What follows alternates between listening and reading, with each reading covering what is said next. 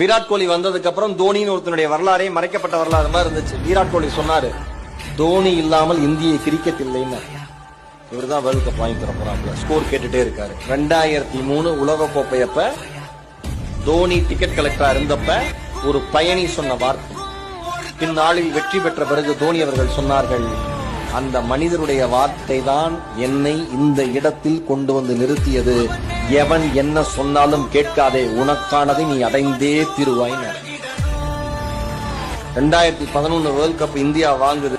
3 விக்கெட்டை இழந்து ஏப்ரல் 2ஆம் தேதி 2011ஆம் தேதி சச்சினுடைய கடைசி உலக கோப்பை என்று உலகம் முழுக்க இருக்கிற இந்தியர்கள் பேசிக் கொண்டிருந்த பொழுது, 3 விக்கெட்டுகளை இழந்து இந்தியா தடுமாறி கொண்டிருந்த பொழுது, தோனி என்கிற ஒரு சிங்கம் அது வரைக்கும் களத்துல இறங்கி அடிக்கவே இல்லை. அன்னைக்கு களத்துல இறங்கி 91 ரன்களை குவித்தது. இந்தியா வெற்றி கோப்பையை பறித்தது.